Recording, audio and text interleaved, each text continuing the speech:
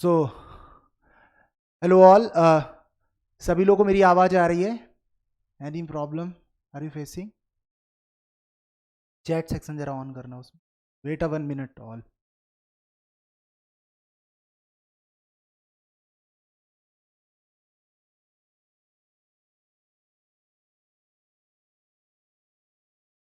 Okay, so अभी आज की क्लास में क्या है ना, सभी लोग मैसेज टाइप कर सकते हैं चैट सेक्शन में। From tomorrow we will manage the things जिस पर आप सभी लोग बोल भी पाओगे क्लास के दौरान, राइट? तो आई होप सभी को समझ में आ रहा है। सभी लोग जल्दी से थम्स अप कर दें, यस कर दें, जिससे स्टार्ट करें फिर हम लोग क्लास।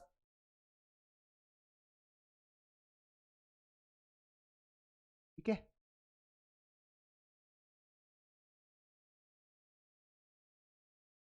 एडमिट करने के लिए आता है तो चलो बच्चों। सो आज हमारा फर्स्ट क्लास है online, right? But as you know I have already shared the time table with you all. और जिस टाइम टेबल में हमने सभी के साथ में शेयर किया है कि हमारी जो क्लासेस होंगी, that particular class will be in a day, will be 2 times, right? First जो स्लॉट हमने रखा है वो रखा है मॉर्निंग में 8 AM to 9:30 AM, और सेकेंड स्लॉट जो है वो हमारा इवनिंग में रहेगा 6 to 7:30। आज की जो क्लास है हमारी फर्स्ट क्लास थी, दैट्स वाई मैंने इसको जो टाइम सेट किया है वो 11 बजे से किया था। तो सब लोगों को आवाज़ आ रही है? कोई प्रॉब्लम किसी को? एनीवन? चलो, so without any delay we have to start the class, right? Sir जब पेन दीजिएगा जरा। ओके, चलो। सो बच्चों, सभी लोग देखेंगे कि हमारा जो मेन ऑब्जेक्टिव है इस पूरे सेशन में, टोटल हमारे पास 22 लेक्चर्स होंगे, और इन 22 लेक्चर्स में we will discuss the most important thing, जिसमें हम most important topic like we will cover in the physics subject, electricity we will cover, optics we will cover, mechanics we will cover, and magnetism we will cover, and fluid and pressure we will cover. Means these 5 to 6 areas we will cover in upcoming 22 lectures. तो आज की जो first class है जिसमें हम 2-3 experimental class करेंगे, right? और then उसके बाद में we will start it in the slot 2, जिसमें हम अनदर क्वेश्चंस करेंगे। तो हमारा ये पूरा का पूरा जो सेशन है वो क्वेश्चन आंसर बेस पर होगा, जैसे कि स्क्रीनिंग टेस्ट हमारा 2 जून को जो होना है। कुछ एक दो बातें जो मैं सबको बताना चाह रहा हूँ, क्योंकि आज हम लोग first time face to face जुड़ रहे हैं इस रिलेटेड। पहली चीज, सभी लोगों को ग्रुप पर वीडियो शेयर कर दिया गया है रिगार्डिंग टू रजिस्ट्रेशंस। आप सबने गूगल फॉर्म फिल किया, आज लास्ट डेट है, इसके बाद गूगल फॉर्म नहीं लिया जाएगा किसी की भी कोई भी रजिस्ट्रेशन डिटेल। मैंने सारे लोगों को ऑलरेडी वेबसाइट पर रजिस्टर करा दिया है। स्टिल जिनके पास मेल नहीं आया है regarding to their mail, regarding to their roll number and password, तो वो मुझे पर्सनली मैसेज करें कि सर मेरी ये रजिस्टर्ड ईमेल आईडी है और ये मेरा नाम है और ये मेरा नंबर है, काइंडली मुझे रोल नंबर और पासवर्ड प्रोवाइड कर दीजिए। तो I will provide the roll number and password to you all. And second important, जिनको मेल रिसीव हो गया है उनके पास अपना रोल नंबर भी आ गया है और अपना पासवर्ड भी आ गया है। तो वो क्या करेंगे, ग्रुप में डिस्क्रिप्शन पर जाकर देखोगे आप, तो लॉगिन का एक आइकन होगा, लॉगिन की वेबसाइट लिंक होगी, ठीक है ना? आप ग्रुप जो हमारा NAEST का जो ग्रुप बनाया है, हम लोगों ने स्पेशल ग्रुप बनाया है, उस ग्रुप में जाओगे आप, डिस्क्रिप्शन पे, ग्रुप के डिस्क्रिप्शन में, वहां पर आपको वेबसाइट का लिंक मिल जाएगा। उस लिंक पर आप क्लिक करोगे, आपके पास लॉगिन का पेज आ जाएगा। वहां पर आप अपना मेल आईडी और अपना पासवर्ड, कौन सा पासवर्ड जो आपको NAEST के थ्रू दिया गया है, उसको फिल करोगे और आपका लॉगिन हो जाएगा। वहां से आप देख सकते हो कि कब एग्जाम होगा, एग्जाम की सारी बारे में सारी चीजें वहां से आपको पता चल जाएंगी, एग्जाम की टाइमिंग, एवरीथिंग NAEST की तरफ से आपको आपके लॉगिन पोर्टल पर पता चलेगा। सेकंड, जिन बच्चों को मेल रिसीव नहीं हुआ है उनको क्या करना है, उनको सेम लॉगिन लिंक पर जाकर अपना मेल आईडी डालना है और अपने पासवर्ड को वो दोबारा से फॉरगेट पासवर्ड करके पासवर्ड जनरेट कर लेंगे। उसके लिए सेपरेट वीडियो मैंने ग्रुप पर अपलोड कर दिया है, जिसको नहीं मिला है वो मुझे मैसेज कर दें, I will forward the video how to do it. I think यहाँ तक सबको समझ में आ गया, ठीक है? तो ये था सारा का सारा लॉगिन डिटेल से रिलेटेड जो मैंने बताना था आपको, और आप सारे लोग ये चीज़ें कर सकते हैं।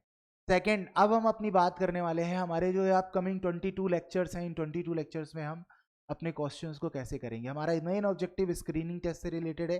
स्क्रीनिंग टेस्ट में हम लोग वीडियोस को देखेंगे और उससे रिलेटेड कुछ क्वेश्चंस के बारे में बात करेंगे। ठीक है, आपको कहीं पर भी कोई चीज़ नहीं समझ में आती है, आप मुझसे बाद में, इस लेक्चर के बाद में भी आप व्हाट्सएप पर अपने डाउट्स पूछ सकते हैं. I will available to you from morning to evening.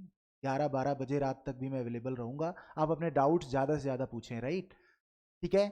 और नेक्स्ट लॉट वाली क्लास में मैं बताऊंगा भी कौन से रेफरेंस मटेरियल आपको यूज़ करने हैं to cover more and more, because हम तो 22 लेक्चर करेंगे, लेकिन आपके पास बहुत सारा टाइम है पूरा सुबह से लेकर शाम तक, तो आप उस हिसाब से अपनी प्रिपरेशन कर सकते, राइट. तो कर दें सब लोग, थम्स अप कर दें सब लोग, ओके कर दें चैट सेक्शन में, जिससे कि हम लोग स्टार्ट करें अपनी क्लास. चलो, तो we have to start it here. तो फर्स्ट आपके सामने एक वीडियो दिख रहा है, जिस वीडियो में आप सब लोगों को दिख रहा है कि ये एक पेंडुलम है जिसे हम बनाना घोर कहते हैं, और ये पेंडुलम क्या कर रहा है, ऑसिलेट कर रहा है, राइट.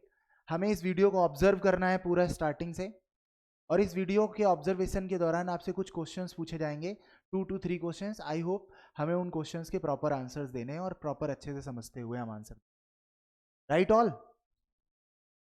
अब देखते देखो सभी लोग, तो इस सिचुएशन पर अगर हम देखें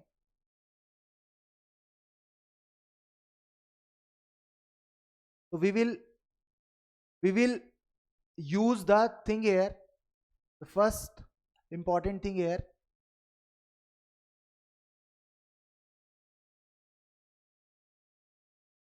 एक बात सब लोग हमेशा ध्यान रखेंगे इस जगह पर कि हमारे पास में फर्स्ट ऑप्शन होता है कि टाइम पीरियड अगर हमें कैलकुलेट करना है, तो जो ये पर्टिकुलर मोशन है वो ऑसिलेटरी मोशन है, ठीक है.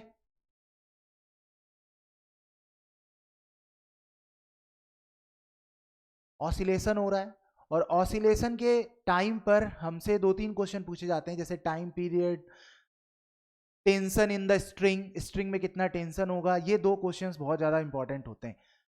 इसके लिए अगर हम बात करें तो टाइम पीरियड की अगर हम बात करें तो टाइम पीरियड जो होता है,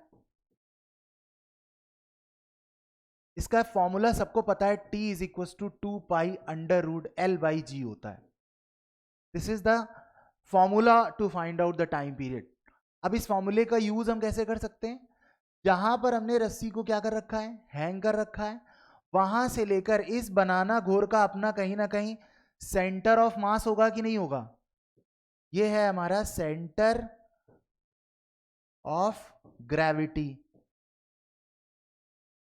सेंटर ऑफ ग्रेविटी वो पॉइंट होता है बॉडी पर जहां पर उसका पर्टिकुलर वेट एक्ट कर रहा होता है. जैसे इस पेन की बात करें तो हम इस पेन को अगर हम रोकने की कोशिश करें तो किसी एक पॉइंट पर हम इसे होल्ड कर सकते हैं, that is called a centre of gravity. तो अगर ये सेंटर ऑफ ग्रेविटी वाला पॉइंट है, तो होल्ड पॉइंट से जहां से तुमने इसको पिन किया है, वहां से लेकर सेंटर ऑफ ग्रेविटी की डिस्टेंस होती है L, राइट. किसी को कोई प्रॉब्लम होती है आप चैट सेक्शन पे मैसेज कर सकते हो, ठीक है. एंड G जो है वो अर्थ का ग्रेविटी है, तो वो G की वैल्यू G होगी. तो T is equal to 2π√L/G, ये हमारा थ्योरेटिकल फॉर्मूला है. अगर हम L की वैल्यू और G की वैल्यू पुट कर दें तो हम सॉल्व करेंगे तो you will get time in seconds. तो यहां से आपको टाइम सेकेंड में मिल जाएगा. बट हमारे क्वेश्चन में हमारे पास में लेंथ नहीं पता है, हमें नहीं पता है कि कितनी लेंथ की रस्सी है और बनाना घोर की क्या डायमेंशन है और इसका सेंटर कहाँ है, राइट. तो what we will do here to find the time period, हमारे पास में स्टॉप वॉच वाला एक अल्टरनेट मेथड है, प्रैक्टिकल मेथड है, जिसके जरिए हम क्या कर सकते हैं, टाइम पीरियड को पता कर सकते हैं. मेरी बात यहाँ तक समझ में आ गई सब लोगों को. तो what we will do here, साथ साथ में आप नोट भी करते रहना, जिससे कि आपको समझ में भी चीजें आती रहेंगी. ये क्वेश्चंस जो हैं आज की क्लास के जो क्वेश्चंस हैं वो ग्रुप पर अपलोड होते जाएंगे, ठीक है. अब देखो सभी लोग यहाँ पर, तो यहां तक समझ में आ गया होगा सभी को. अब हमने करना क्या है, हम इस वीडियो को दोबारा से देखेंगे और ऑसिलेशन को काउंट करेंगे और टोटल टाइम काउंट करेंगे कि कितना टोटल टाइम लग रहा है. अब ऑसिलेशन में हम किसी भी एक एक्सट्रीम पॉइंट से, पेंडुलम जब आ रहा है, बनाना घोर आ रहा है, एक पॉइंट से उस पॉइंट को हम एक्सट्रीम पॉइंट बोलेंगे, और जब यहां से यहां जाएगा और वापस जब यह यहां आएगा तो एक ऑसिलेशन कंप्लीट हो जाएगा. फिर इस तरीके से गया, फिर वापस आया, एंड सेकेंड ऑसिलेशन कंप्लीट हो जाएगा. So because in this particular video we will count the approximate 20 oscillations, right? 20 to 25 oscillation we will count, and we will count the total time. with the help of a stopwatch. So if you have a stopwatch, you can use it here. आप class के दौरान अपना stopwatch on करके total time calculate करोगे everyone. जैसे ही मैं video on करता हूँ, आप सब लोग अपने स्टॉपवॉच से टाइम काउंट करना, राइट? मोबाइल फोन से मत करना क्योंकि क्लास चल रही है उससे, ठीक है? चलो तो हम लोग स्टार्ट करते हैं इस वीडियो को दोबारा से।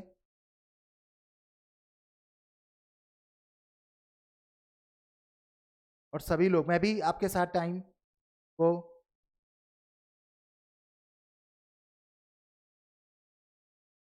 स्टॉपवॉच से स्टार्ट। 2 3 4 5 6 7 8 9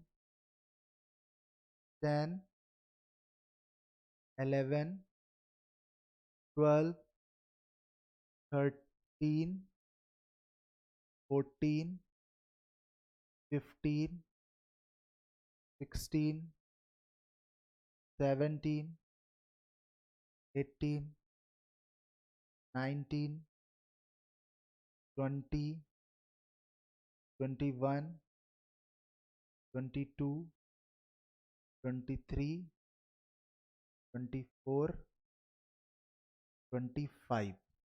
टोटल टाइम आ रहा है 25 ऑसिलेशन का here, which is the total time जो आ रहा है 25 ऑसिलेशन का, आपकी स्क्रीन के सामने मैं दिखा दे रहा हूं आप सब लोगों को। 55.35 आ रहा है, राइट? समझ गए सभी लोग? तो what we will do here to find the time period, बड़ा आसान होगा टाइम पीरियड निकालना हमारे लिए, बिकॉज हम यहाँ पर क्या करने वाले हैं? Practical method. हमें प्रैक्टिकल मेथड्स फॉलो करने, यही हमें समझना है यहाँ पर। तो टाइम पीरियड के लिए हम फॉर्मूला लगाएंगे प्रैक्टिकल मेथड का। वो क्या होता है? Total time divided by number of oscillation. तो जितना टोटल टाइम है और कितना ऑसिलेशन लगता है। टोटल टाइम की अगर हम बात करें तो हमारे पास में टाइम निकल कर आया है 55.35 और हमने ऑसिलेशन कितने किए? 25, राइट ऑल? तो अब हम इसको डिवाइड कर लेंगे, 50.35 डिवाइडेड बाई 25, वैल्यू आ रही है 2.2 something.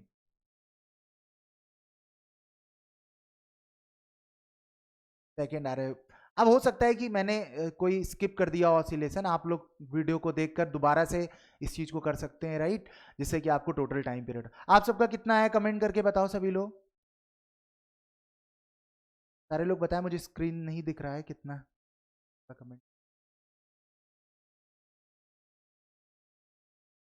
Okay all,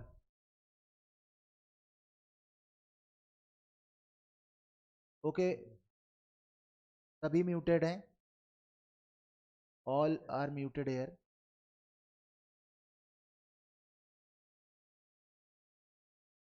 okay okay ठीक है, सभी लोग म्यूटेड हैं, कोई don't worry about it, next time से नहीं होगा। चलो यहां तक समझ में आ गया। तो हमारा अप्रोक्सीमेटली आंसर आ रहा है 2.214। तो अब ये एक ऑब्जर्वेशन है, बट यहां थोड़ा सा दिमाग हमें लगाना है। We have a lot of options are there, but 2.2 पर हम क्लिक नहीं करेंगे क्योंकि एक सबसे बड़ी चीज यहां पर यह है, सबसे इंपॉर्टेंट चीज यहां पर यह है क्या, कि जो ऑसिलेशंस हो रहे हैं वो धीरे धीरे क्या हो रहे हैं बताओ? छोटे होते जा रहे हैं। तो टाइम जो है वो जल्दी काउंट हो जा रहा है 25 ऑसिलेशंस के लिए। But in practical manner if you observe it, some extra time will be there, right? तो वो चीज अगर हम काउंट करें एक्चुअलिटी में, तो यहां पर आप सबको समझ में आएगा कि जो आंसर आने वाला है वो क्या आएगा? 2.30। इसको हम नेक्स्ट डिजिट तक ले जाएं, अगर 2.30 तक हम ले जाएंगे तो you should do it from your own. Correct answer will be 2.30 second. Okay all? 15 नहीं आएगा बच्चा, 33, 25 के 30 के बीच में आएगा। चलो सबने किया है, तो यहां पर एक्स्ट्रा एग्जैक्ट मतलब जो आंसर आ रहा है उससे बड़ी वैल्यू को हमें लेना पड़ेगा, बिकॉज ऑसिलेशन धीरे धीरे एयर फ्रिक्शन की वजह से, चूंकि आसपास एयर होगी तो एयर फ्रिक्शन की वजह से ऑसिलेशन धीरे धीरे खत्म हो जाएंगे।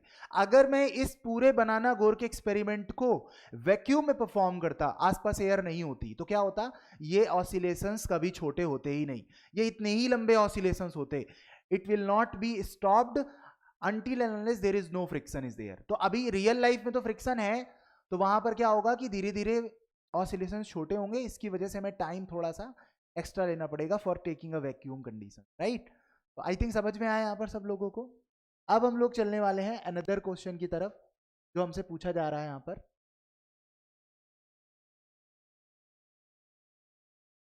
The tension in the rope, हमसे पूछा जा रहा है, the question here, the tension in the rope at its lowest end denoted by T। जब lowest end पर होता है तब T टेंशन है। weight of the घोर is mg। तो हमें इस टेंशन के बारे में बात करना है। remain same in all part of the motion। T is maximum when the घोर is at lowest position। T is less than mg at extreme position। T is lowest is greater than mg is when the घोर is at highest position. What we will do here, कैसे हम लोग यहां पर करने वाले हैं इस क्वेश्चन को, तो समझने की थोड़ी सी कोशिश करें, ठीक है। तो यहां पर मैं समझाने की कोशिश करूंगा आप सब लोगों को, ठीक है। आप लोग फिगर भी ड्रॉ करते रहना साथ साथ में, जिससे समझ में आता रहेगा। तो फॉर एग्जाम्पल हमारा ये क्या है बताओ, एक पेंडुलम है।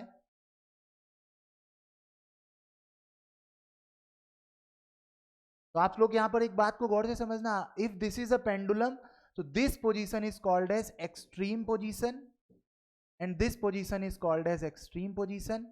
but जब ये सेंटर पर होगा, यहां होगा, तो ये इसका मीन पोजीशन होगा। मीन पोजीशन याद रखना, ईपी का मतलब एक्सट्रीम पोजीशन, और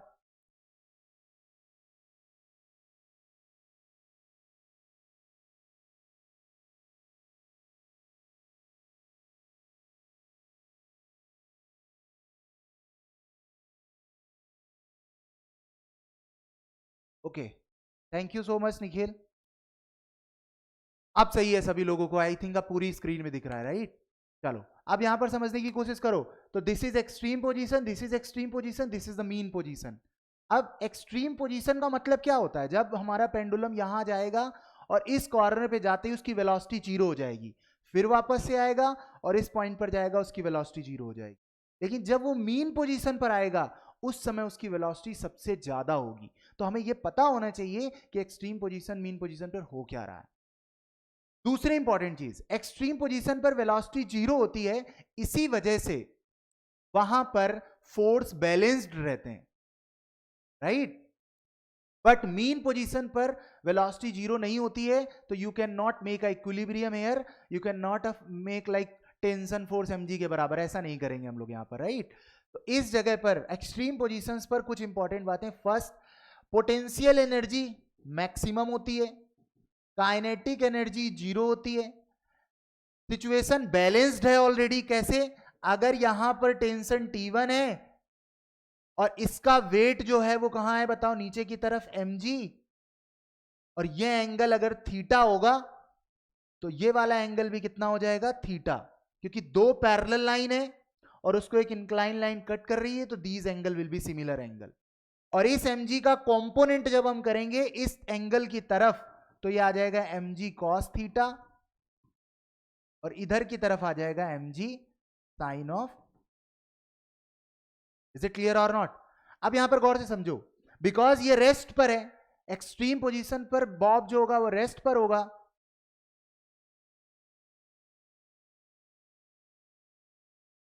डोंट टच एनीथिंग। बच्चा कोई भी स्क्रीन प्रेजेंट और ये सब सारी चीजें नहीं करेगा, केवल क्लास में रहना है, और केवल अपना ऑडियो और वीडियो ये दोनों म्यूट करके रखो, और क्लास को डिस्टर्ब बिल्कुल नहीं मत करो, ठीक है ना।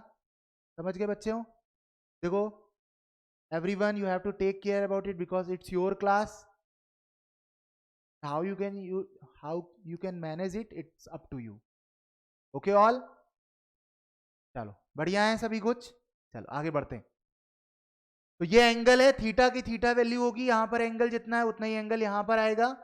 तो अब बिकॉज एक्सट्रीम पोजीशन पर बॉब रेस्ट पर होगा, इस वजह से क्या प्रॉब्लम आने वाली है यहां पर, कि यहां पर टेंशन फोर्स जो ये वाला है वो इस mg cos थीटा को बैलेंस कर लेगा। मतलब जो T1 की वैल्यू है वो mg cos थीटा के इक्वल हो जाएगी, बिकॉज वेलोसिटी जीरो है। एक्सट्रीम पोजीशन के लिए मैं बता रहा हूं सब लोगों को।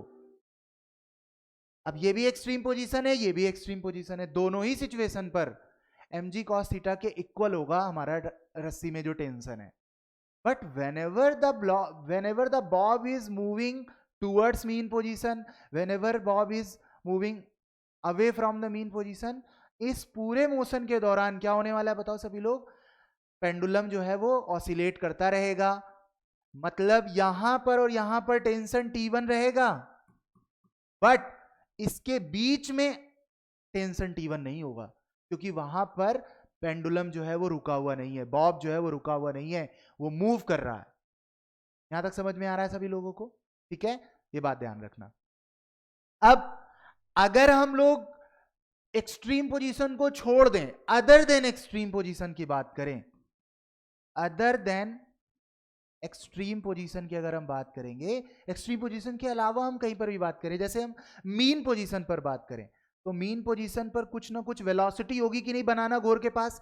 जैसे ही तुम ड्रॉप करोगे तो किसी ना किसी हाई वेलोसिटी, मैक्सिमम वेलोसिटी से वो क्या करेगा, मीन पोजीशन से पास करेगा। अब उसके पास क्योंकि वेलोसिटी है तो वो रुक तो सकता नहीं है, वो आगे ही जाएगा, और जैसे ही पता चलेगा रे फिर से वापस आना है, राइट, बिकॉज ग्रेविटी उसको अट्रैक्ट कर रही होगी, तो फिर वो वेलोसिटी जीरो करेगा।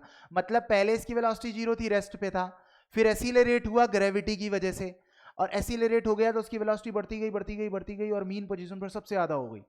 फिर क्या हुआ, because of the velocity it will not be stopped, because of the inertia it will move up, moving in forward direction, आगे जाता रहेगा जाता रहेगा। और जैसे ही वो एक्सट्रीम पोजीशन पर पहुंचेगा, बिकॉज आगे जाते समय वो रिटार्ड होगा, मीन पोजीशन से अगली एक्सट्रीम पोजीशन तक जाते समय वो रिटार्ड होगा, रिटार्ड होते ही होती सी वेलोसिटी घटती जाएगी and it will decreases and it will stop down, and फिर ग्रेविटी एसिलरेट करेगा और ये प्रोसेस ऐसे ही होता रहेगा। आ रहा है समझ में सब लोगों को? तो जब इस समय होगा तो यहां टेंशन T1 नहीं होगा, यहां T टेंशन होगा, it will not be the T1, और इस जगह पर जो वेट होगा नीचे की तरफ वो mg आएगा, mg वेट होगा, क्योंकि वर्टिकली डाउनवर्ड है, थीटा एंगल नहीं है कि जिसको हम mg cos थीटा और mg sin थीटा ब्रेक करें। आ रहा है समझ में सब लोगों को?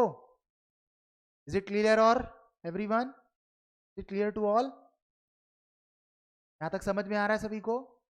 चलो, तो अगर हम एट मीन पोजीशन की बात करें, मीन पोजीशन पर बात करें, तो जो लोग 9th वाले बच्चे थे, जो 11th वाले बच्चे हैं, वो लोग समझ पा रहे होंगे इस चीज को कि मीन पोजीशन में हम फोर्स बैलेंस करते हैं और F बराबर ma हमारा फॉर्मूला होता है Newton second law, F net is equals to m into a होता है, this is the formula of second law. अब यहां नेट फोर्सेस पर कितना है, ऊपर की तरफ टेंशन और नीचे की तरफ mg। अब हो क्या रहा है बच्चा कि जो ऊपर की तरफ टेंशन है ना, ये नेट फोर्स बना ले रहा है। अब यहां से मेरा सबसे क्वेश्चन है, क्या T mg के इक्वल होगा? यस और नो में आंसर दो सभी लोग। इस T is equal to mg, T mg के बराबर होगा मीन पोजीशन पर? कोई बता सकता है क्या T और mg बराबर होंगे मीन पोजीशन पर? यहां पर T और mg बराबर होंगे या बराबर नहीं होंगे? यस और no, give the answer, yes और नो।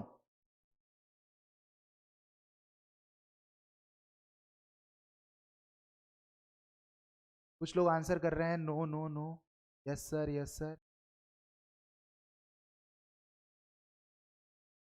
चलो, काफी सारे लोग यस सर भी आंसर कर रहे हैं, कुछ लोग नो कर रहे हैं। बच्चा हाउ इज इट पॉसिबल? अच्छा बताओ, अगर यस हो जाएगा, फॉर एग्जाम्पल यस हो जाएगा, अब बहुत गौर से सुनो, मैं हूं, ठीक है, मेरे पर अगर नेट फोर्स जीरो हो गया है तो न्यूटन फर्स्ट लॉ क्या कहता है? If the net force acting on the body is zero then there will be no change in state. Means अगर इस पर नेट फोर्स जीरो हो जाता, अगर टी और mg बराबर हो जाते, तो क्या ये बॉल, क्या ये बनाना घोर और बॉब अपनी स्टेट चेंज कर पाता? Is it not possible? It is not possible, क्योंकि नेट फोर्स जब जीरो होता है तो वो अपनी जगह से ही नहीं शिफ्ट हो सकता है, और उसको तो पूरा सर्किल इस तरीके से घूमना है, अपनी वेलोसिटी की डायरेक्शन चेंज करनी। How is it possible? Velocity की डायरेक्शन चेंज करने के लिए फोर्स की तो जरूरत पड़ेगी ना। और अगर टी एम जी के बराबर हो गया तो फोर्स लाओगे कहां से? यहां तक आ गया समझ में? क्लियर हुआ सब लोगों को कि टी एम जी के बराबर नहीं हो सकता है, बिकॉज तुम्हें पता है उसकी वेलोसिटी की डायरेक्शन चेंज हो रही है. It is not possible, right? So what we will do here, we will apply this concept here कि जो t है और mg का जो डिफरेंस है, मतलब इसमें इसमें जब हम घटाएंगे तो ये मानेंगे कि इसकी वैल्यू इससे बड़ी है, t की वैल्यू mg से बड़ी है, t ग्रेटर देन mg होगा, तभी नेट फोर्स सेंटर की तरफ आएगा. और जब नेट फोर्स सेंटर की तरफ आएगा तो जैसे अर्थ सन के चारों तरफ घूमती है, अर्थ सन के चारों तरफ घूमती है क्योंकि सन अर्थ को अपनी तरफ अट्रैक्ट कर रहा होता है. Because of the gravitational force earth is revolving around the sun. Similarly, this extra tension force which is greater than the mg will behave like a centripetal force and it will revolve the banana gore or bob around this pin. आ रहा है समझ में? और ये जो value होती है वो मास जो है बनाना का होगा या बॉब का होगा, और जो एक्सीलरेशन होगा वो टुवर्ड्स द सेंटर होगा, और इसकी वैल्यू मैं तुम्हें बता देता हूं, v² अपॉन r होगी. और r यहां से लेकर यहां तक की डिस्टेंस है. r कहां से कहां तक की है? जो सर्किल, जिस सर्किल पर ऐसे घूम रहा है ये, उस सर्किल का रेडियस है r. यहां तक आ गया समझ में सब लोगों को? डन? बहुत अच्छी बात है. Is it clear? तो अब हम ये कह सकते हैं कि अगर हम mg को उधर भेज दें, अच्छा आप कुछ लोग ये सोच रहे होंगे, क्या सोच रहे हैं सभी लोग देखें, सॉरी सॉरी सर, हम T जो है वो ग्रेटर देन mg हो जाएगा, बिकॉज mg mv² से ऐड हो जाएगा, तो T इक्वल टू क्या हो जाएगा? mg plus mv² upon r. तो T की वैल्यू mg से ज्यादा हो.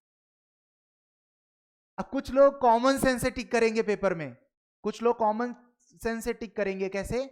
वो समझ जाएंगे कि अगर सेंटर पर वेलोसिटी है तो इसका मतलब नेट फोर्स तो जीरो नहीं होगा, और कुछ ना कुछ तो टेंशन को mg से ज्यादा होना पड़ेगा अगर बॉब को आगे घुमाना है. तो उन्हें कुछ नहीं लगाना पड़ा, ना तो लगाना पड़ा एफ नेट बराबर ma, ना कुछ कुछ करना, बस थॉट प्रोसेस ओनली, और हमें उसी हिसाब से क्वेश्चन करना. I am explaining you everything here, but in your exam you have to understand if something is revolving means the force is there which is towards the center, पहली बात, और उसकी वेलोसिटी चेंज होगी ही होगी, speed change नहीं होगी, क्योंकि इस स्पीड की बात अगर मैं करूं तो तब चेंज होगा जब मैग्नीट्यूड बदल रहा हो. अब पेंडुलम के केस में बदल रहा होगा स्पीड, बट अर्थ के केस में नहीं बदलेगा क्योंकि अर्थ यूनिफॉर्म मोशन करेगा. आगे समझ में? चलो यहां तक क्लियर हो गया. तो T की वैल्यू mg से ज्यादा है, बट T1 की वैल्यू mg cos थीटा के इक्वल है.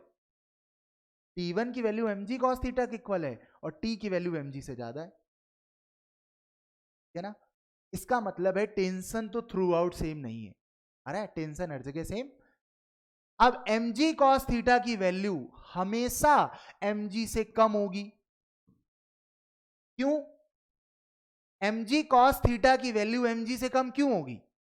mg cos थीटा की वैल्यू mg से इस वजह से कम होगी क्योंकि mg एक बड़ी वैल्यू है और mg cos थीटा उसका कंपोनेंट है.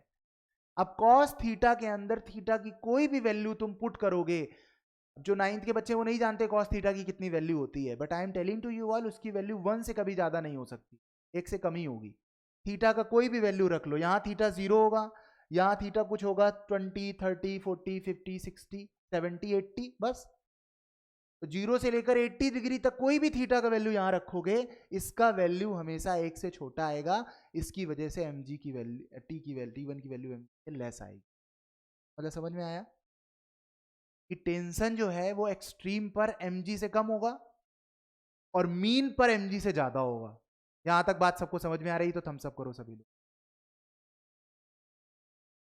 व्हाटएवर. कमल, दोबारा से आप मैसेज करें, क्या डाउट है आपका? Whatever you have typed here, asking. चलो, वॉइस नहीं प्रॉपर आ रहा है? अभी आ रहा है प्रॉपर वॉइस सभी को? सभी को आवाज आ रही है proper?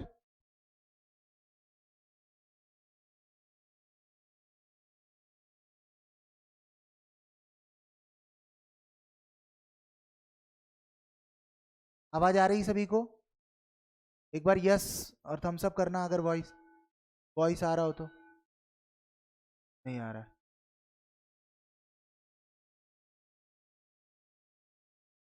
Okay, wait wait wait for 1 minute, wait for 1 minute.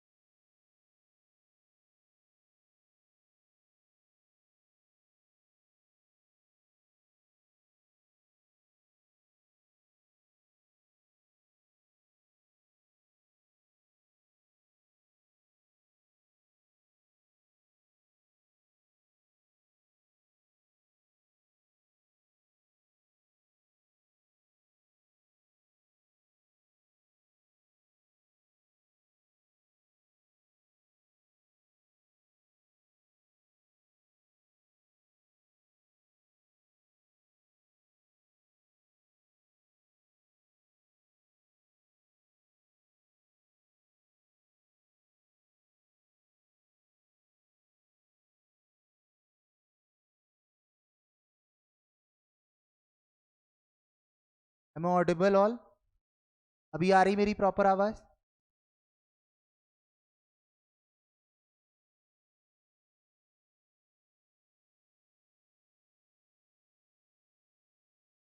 Okay everyone.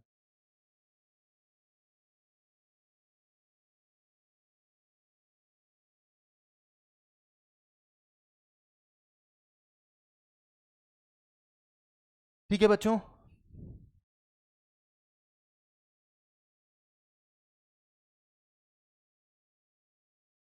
चलो।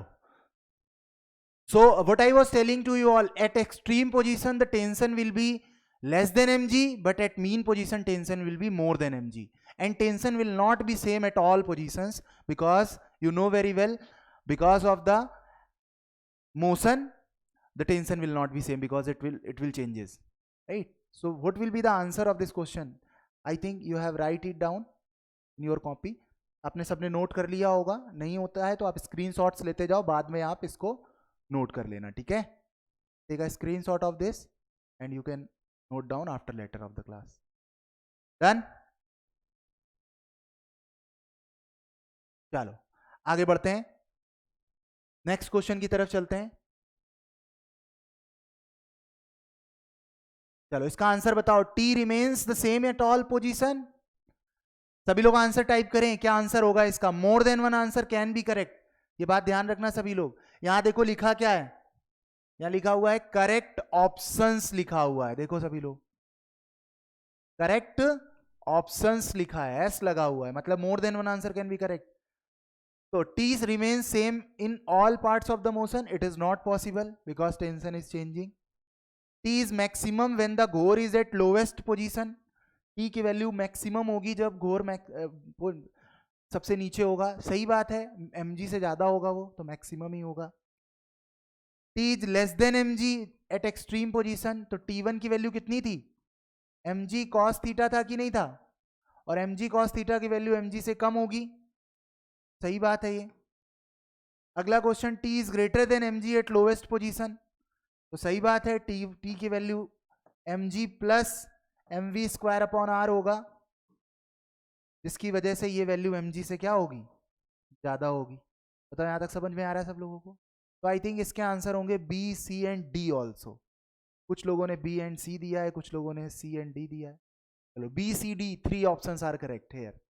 आई थिंक समझ में आ गया होगा सब लोगों को यहाँ, राइट ऑल। नेक्स्ट क्वेश्चन की तरफ चलते हैं।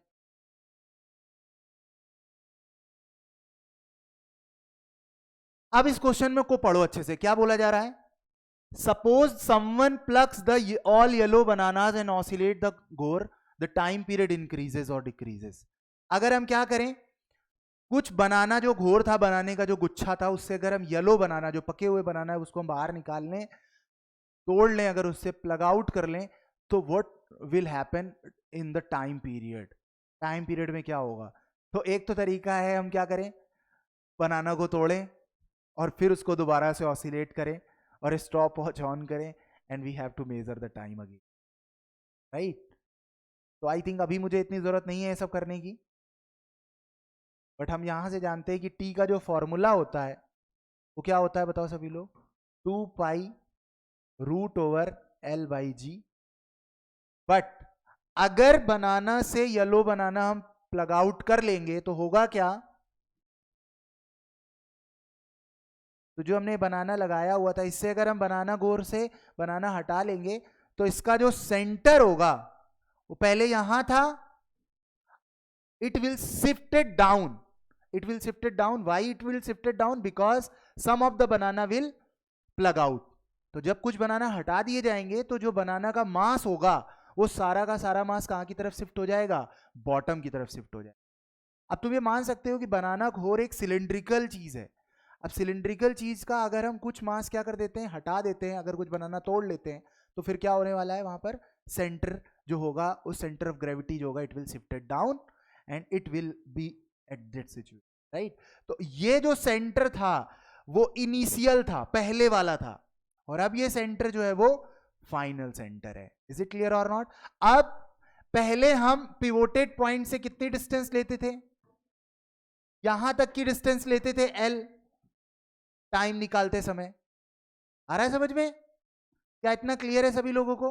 पहले लेंथ छोटी थी, पहले लेंथ छोटी थी क्योंकि सेंटर ऊपर था, पूरा बनाना भरा हुआ पूरा गुच्छा था। अब ऊपर से कुछ बनाना हटा लिए तो क्या होगा बताओ? सेंटर कहां की तरफ शिफ्ट हो जाएगा? नीचे की तरफ शिफ्ट हो जाएगा। क्योंकि देखो देखो तुमने देखा होगा, कोई हैवी चीज लेना तुम इस तरीके की, अब ये कोई ये शेप है और एक ये शेप है, दोनों में फर्क है। ये चीज बॉटम में हैवी है और ऊपर हल्की है, ये यूनिफॉर्म है, ये पूरा सिलेंडर यूनिफॉर्म है।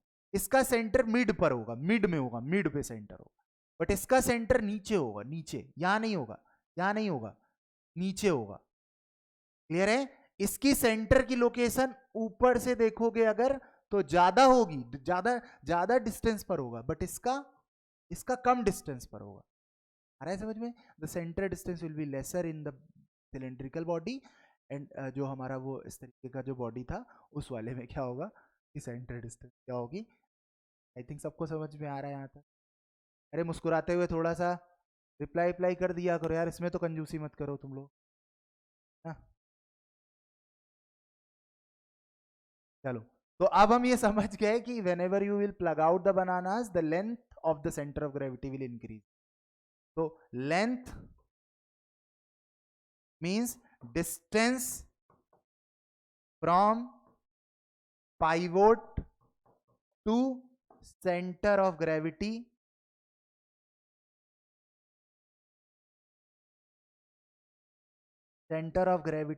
increases।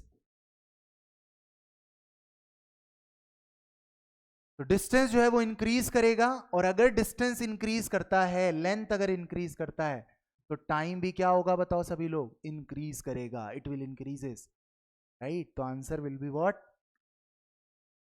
It will decreases, it will same, will decreases in proportion with weight of the gore।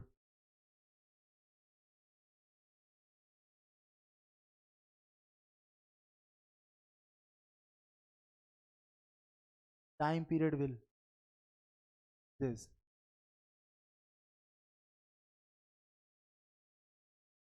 यहां पर थोड़ा सा गलत हो गया है, ये ऑप्शन ए था, ये बी है, ये सी है, ये डी है। टाइपिंग मिस्टेक है बच्चा, टाइपिंग मिस्टेक है, सभी लोग सही कर ले। ए इंक्रीजेस, बी डिक्रीजेस, सी ए है, डी है। ये देख रहे हो ना? टाइम पीरियड विल वाला जो है विल से चालू होगा, और will increases option A, will decreases option B, will remain same option C, और विल डिक्रीजेस इन प्रपोर्शन। तो correct option is the A option. चलो नेक्स्ट क्वेश्चन की तरफ चलते हैं अपने, नेक्स्ट क्वेश्चन की तरफ चलते हैं। स्क्रीनशॉट लेते रहे ना, नोट डाउन करने की जरूरत नहीं है, बाद में नोट कर लेना सभी। चलो आगे बढ़ रहे हैं।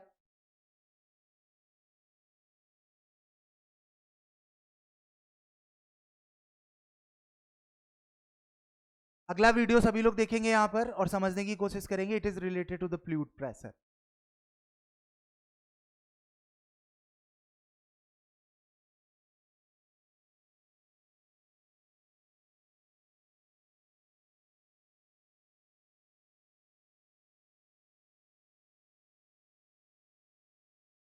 आप सब लोग देख रहे होंगे यहां पर हमारे पास में क्या है. दिस इज अ प्लंजर, इसे हम प्लंजर बोलेंगे. ये है syringe, this is the syringe जिसमें हम फ्लूइड फिल करते हैं, उसे सीरेंज बोला जाता है. और जो पीछे की तरफ से हम पुश करते हैं वो प्लंजर होता है, राइट. और हमने इसके अंदर एक बलून, छोटा सा एक बलून जिसमें एयर फिल्ड है, वो हमने फिल करके अंदर डाल दिया और फिर हम प्लंजर से इसको.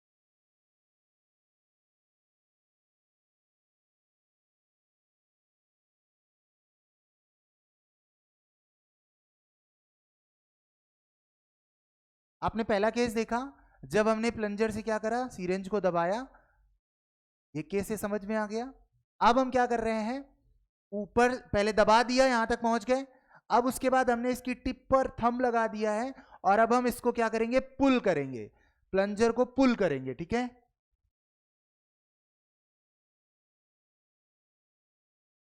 तो तुम लोग देख रहे होगे बलून का साइज बढ़ रहा है धीरे धीरे. आ गया समझ में सब लोगों को? If you have watch the video Thums up करो सभी लोग अगर वीडियो दोबारा समझ में आ गया है.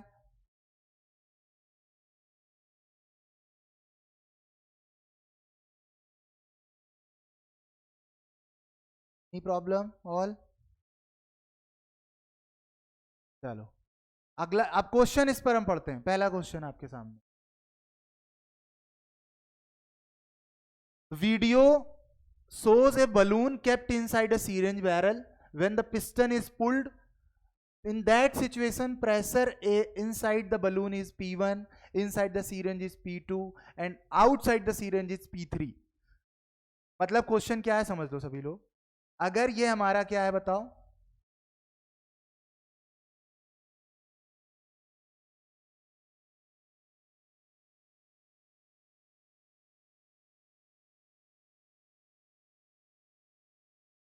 ये हमारा एक सीरेंज है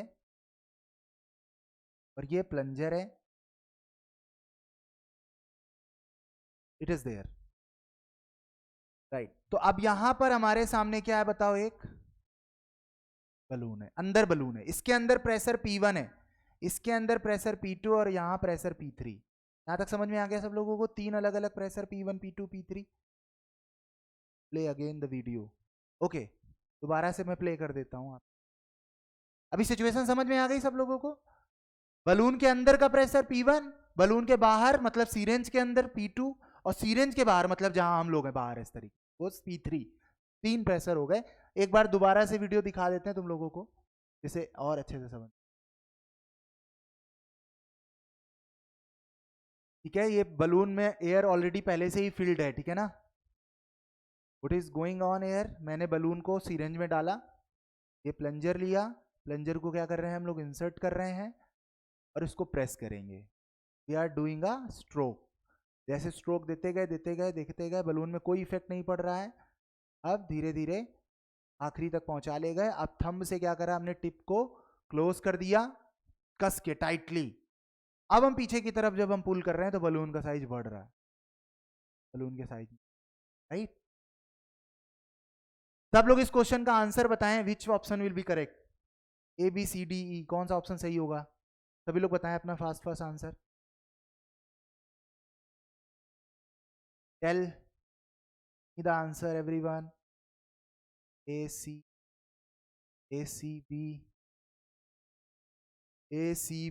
CBA, और कोई? PA.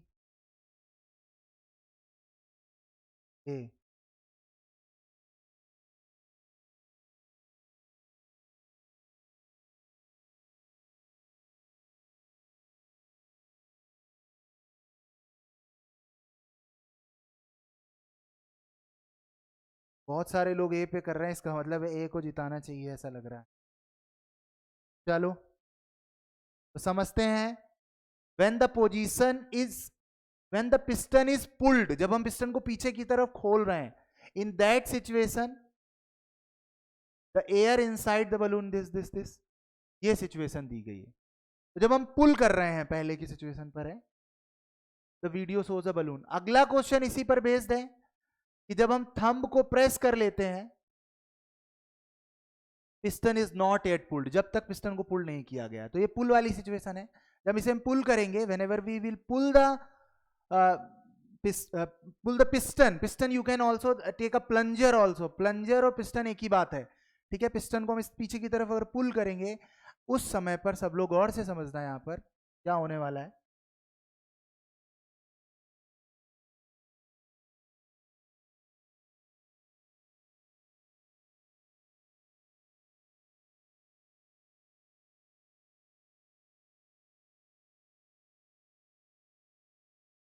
अब समझो, एक बात बताओ, जब हमने बलून में हवा भरी होगी तो इसके अंदर कुछ ना कुछ प्रेशर रहा होगा। अब एक बात बताओ, जब हम बलून में जब एयर नहीं फिल कर रहे होते, हमारे पास नॉर्मल बलून होता है, अगर हमारे पास नॉर्मल बलून है, हमने कोई एयर नहीं फिल कर रखा है, ओपन है, तो जो एयर अंदर होगी वही एयर बाहर होगी कि नहीं। जब हम बलून खरीद के लाए हैं, अभी हमने उसको फुलाया नहीं है, तो जो बलून के अंदर एयर होगी वही बलून के बाहर एयर होगी। तो जो एयर बाहर है, बाहर का जो एटमॉस्फेरिक प्रेशर है, राइट, 1 एटमॉस्फेरिक प्रेशर हम पढ़ते हैं सी लेवल पर, तो यहां पर भी 1 एटमॉस्फेरिक है और यहां पर भी 1 एटमॉस्फेरिक प्रेशर है। मतलब यह है कि बलून के अंदर और बलून के बाहर प्रेशर सेम होता है, जब तक हम बलून को फुला नहीं रहे हैं। अब जैसे हम बलून को क्या करेंगे, हवा भरेंगे उसके अंदर, समझ में आ रहा है कि जैसे हम टायर के अंदर प्रेशर भरते हैं, तुमने देखा होगा जब हम बाइक में हवा भराने जाते हैं पेट्रोल पंप पर, तो वो वहां पर क्या होता है, उसका जो निडल है बढ़ता चला जाता है, क्योंकि उस टायर के अंदर प्रेशर इंक्रीज हो रहा होता है। Whenever you are filling the air, the pressure will increases. Is it clear और नॉट? तो इसका मतलब एक बलून के बाहर का जो प्रेशर है और अंदर का जो प्रेशर है, मैं तुम्हें बताना चाह रहा हूं। अभी बलून सीरेंज के अंदर है, तो सीरेंज के अंदर प्रेशर P2 माना है हमने, तो अगर इसके अंदर का प्रेशर P1 है और बाहर का प्रेशर P2 है, तो तब P1 P2 से ज्यादा होगा कि नहीं होगा, यस और नो? P1 P2 से ज्यादा होगा कि नहीं होगा? अंदर का प्रेशर ज्यादा होगा, बाहर का प्रेशर कम होगा, क्योंकि बलून को हम फुला रहे हैं, फूला हुआ बलून है। अब मान लो तुम्हें गुस्सा आ जाए और तुम कस के बलून को ऐसे करके दबा दो, तो तुम बाहर से प्रेशर बढ़ा दोगे ना, और अंदर का प्रेशर कम रहेगा, तो जब बाहर से प्रेशर ज्यादा हो जाएगा तो वो फूट जाएगा। इज इट क्लियर और नॉट? जैसे हम अपनी बात करें, हमारे बाहर का प्रेशर और हमारी बॉडी के अंदर का प्रेशर सेम है, इसी वजह से हमारा बॉडी स्ट्रक्चर ऐसा है। अगर हम अपनी बॉडी को स्पेस में लेकर चले जाएं जहां कोई प्रेशर नहीं है, जीरो प्रेशर है स्पेस में, अपने अंदर प्रेशर होगा क्योंकि अपने अंदर ब्लड सर्कुलेट कर रहा है, तो हमारे अंदर का प्रेशर ज्यादा होगा, बाहर का प्रेशर कम होगा। तो हर चीज बाहर से मतलब हमारा बॉडी जो है ब्रेस्ट हो जाएगा बिल्कुल पूरी तरह से, क्योंकि अंदर का प्रेशर ज्यादा होगा, बाहर का प्रेशर कम होगा। हाई प्रेशर से लो प्रेशर की तरफ चीज भागेगी, ब्रेस्ट हो जाएगी बॉडी। आ रहा है समझ में सब लोगों को? इसी वजह से एस्ट्रोनॉट्स क्या करते हैं, सूट्स पहनते हैं अपने साथ में, क्योंकि वो अपनी बॉडी को सेव कर पाते हैं, प्रेशर बैलेंस कर पाते हैं। वही मैं यहाँ बताना चाह रहा हूँ, whenever you are filling the air, कोई चीज फूल रही है, इसका मतलब अंदर का प्रेशर ज्यादा है और बाहर का प्रेशर। अब एक लेवल से ज्यादा तुम हवा भरते गए, और जो उसकी कवरेज बनाई गई है, जो बलून का मेम्ब्रेन है, वो ही तो बैलेंस कर रहा है ना इसको, और वो अगर वीक पड़ जाएगा तो क्या होगा बताओ? जो उसके पोर्स होते हैं, it will burst it out, तो एक लेवल के बाद बलून ब्रस्ट हो जाता है। समझ में आया सब लोगों को? तो अंदर का प्रेशर बाहर के प्रेशर से ज्यादा है, मतलब हम ये कह सकते हैं कि P1 की वैल्यू P2 से ज्यादा है, यस और नो? अब बात को गौर से समझो, अगर जब हम क्या करने वाले हैं, सब लोग गौर से सुनो, कि जब हम पुल कर रहे हैं, पीछे की तरफ खींच रहे हैं, इसकी प्रेशर इससे तो ज्यादा है, लेकिन बिकॉज बाहर हमने टिप को एक तरीके से क्या कर रखा है बताओ सभी लोग, बंद कर रखा था हाथ से, तो अंदर और बाहर में फर्क क्या आने वाला है? बाहर का तो प्रेशर जो है वो है, अंदर को समझने की कोशिश करो। जब तक टिप ओपन थी, P3 की वैल्यू P2 के बराबर थी कि नहीं थी बताओ? अगर टिप ओपन है और हम पुल नहीं कर रहे हैं, अभी अंदर ही है, पुल नहीं कर रहे हैं, टिप ओपन है बस, केवल क्लियर है ना? तो P2 और P3 आपस में बराबर होंगे, क्योंकि जो बाहर एयर होगी वही अंदर एयर होगी। अब जैसे ही हमने टिप पर क्या करा बताओ, फिंगर रखी, बाहर की एयर से अब अंदर की एयर का कोई लेना देना नहीं है। सीरेंज के बाहर की एयर अलग होगी, सीरेंज के अंदर की एयर अलग हो जाएगी। अब बहुत गौर से सुनने की कोशिश करो। अब हम पीछे की तरफ हम पुल कर रहे हैं, बहुत गौर से समझना। जितनी एयर सीरेंज के अंदर थी उतनी एयर है, बट जब हम उसको पीछे की तरफ पुल करेंगे तो वॉल्यूम बढ़ेगा कि नहीं बढ़ेगा? बताओ सभी लोग, वॉल्यूम इंक्रीज होगा यस और no? When you pull the piston, volume of the syringe, volume of the air will increases और नॉट? वॉल्यूम बढ़ेगा, बहुत अच्छी बात है। जगह बढ़ रही है, उस एयर को पहले तुम समझ रहे होगे, पहले वो कितनी जगह में रह पा रही थी? केवल जब बलून यहां पर था और पिस्टन यहां, तो इतनी जगह पे ही रह पा रही थी वो थोड़ी सी जगह में एयर थी। लेकिन जैसे ही पिस्टन को हम पीछे की तरफ खींचेंगे तो स्पेस बढ़ेगा एयर के लिए, बट इसी समय पर टिप बंद करके रखा गया है, टिप को बंद करके रखा गया है, तो none of air will enter the syringe. मतलब सीरेंज के अंदर अब कोई नई एयर नहीं आ रही है, जो एयर पहले थी वही है, क्योंकि टिप बंद कर रखी है हमने। आ रहा है समझ में? नहीं तो क्या होगा, जैसे डॉक्टर क्या करते हैं, सीरेंज को जैसे ही दवा में डालते हैं और पीछे की तरफ खींचते हैं, तो तुमने देखा होगा कि जैसे ही पीछे की तरफ खींचते हैं वॉल्यूम बढ़ता है तो अंदर का प्रेशर अपने आप कम हो जाता है, क्योंकि प्रेशर और वॉल्यूम एक दूसरे के इनवर्सली प्रोपोर्शनल होंगे। whenever volume increases the pressure will be decreases। इसी वजह से कम प्रेशर होने की वजह से उस बॉटल से पानी या दवा अपने आप सीरेंज के अंदर आ जाती है भागती हुई। ऐसा हम खुद कर सकते हैं घर पर बैठकर। जब हम लोग स्ट्रॉ लेते हैं ना, स्ट्रॉ, जब हम कोल्ड ड्रिंक पीते हैं, ये सब कुछ करते हैं, तो तुमने देखा होगा स्ट्रॉ से जैसे ही हम ऐसे अंदर की तरफ खींचते हैं तो एयर खत्म कर देते हैं, वहां का प्रेशर कम हो जाता है और अपने आप कोल्ड ड्रिंक क्या होती है, ऊपर की तरफ आ जाती है, हाई प्रेशर से लो प्रेशर की तरफ। क्या आया है कि नहीं आया सब लोग? अरे यस और नो, मुस्कुराते हुए जल्दी से यस और नो में आंसर कर। अगर आ रहा है तो जल्दी जल्दी यस और नो में आंसर। राइट, कोल्ड ड्रिंक तो सबने पी होगी भाई, दवा तो नहीं, इंजेक्शन नहीं लगवाया तो क्या हुआ? अरे यार, है कि नहीं? चलो, तो मेरा कहने का मतलब है we are visualizing the things in around us, but we are not focusing why this fluid is flowing from bottom to top, because the concept behind it, which is the high pressure to low pressure, every fluid is flowing from high pressure to, है ना? कल को फिर अगर आप cold drink P रहे होते हो तो इस बात का ध्यान रखना है कि किस तरीके से काम होता है, इसमें फिजिक्स कौन सी लगती है, साइंस कौन, right? That's is the objective of this exam, right? आप समझो सभी लोग। अब जैसे ही तुमने टिप बंद कर दी, no one will air will enter, वही जो एयर, थोड़ी सी जो एयर थी वही फैलेगी पूरे उसमें। सिंपल सी बात है ना सब लोगों को? तो जब वॉल्यूम बढ़ेगा तो प्रेशर घट जाएगा। समझ में आ रहा है कि नहीं? तो जो प्रेशर होगा, समझना मेरी बात को, P2 का जो प्रेशर होगा, 3 तो जितना था, P2 का जो प्रेशर होगा वो क्या हो जाएगा बताओ सभी? कम हो जाएगा।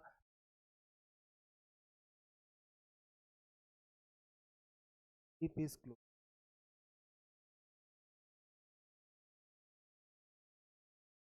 तो P1 जो है वो P2 से तो ज्यादा ही रहेगा, क्योंकि बलून तो सिकुड़ नहीं रहा है ना, वो तो और फैल रहा है, या जैसे नॉर्मल है तो है, इसकी वैल्यू इससे क्या होगी, ज्यादा होगी। तो P1 P2 से ज्यादा है, ये सही है, बट ये गलत है। P1 P2 के बराबर हो नहीं सकता है, P1 P2 से कम हो नहीं सकता है, तो करेक्ट आंसर कौन सा सही हुआ? बी। और P2 की वैल्यू P3। बताओ यार, मुस्कुराते हुए सभी लोग यस और नो में आंसर दें अगर ये क्वेश्चन समझ में आया है तुम्हें। चलो, तो चीते की तरीके जल्दी से स्क्रीनशॉट ले लें सभी लोग, और उसके बाद हम लोग नेक्स्ट क्वेश्चन इसी वीडियो पर बेस्ड एक अनदर क्वेश्चन पूछेंगे हम आपसे। किसी को कोई समस्या परेशानी आती है अभी पूछ सकते हो, या आप वीडियो के जब लेक्चर खत्म हो जाएगा तो उसके बाद हमसे व्हाट्सएप पर भी डाउट पूछ सकते हो।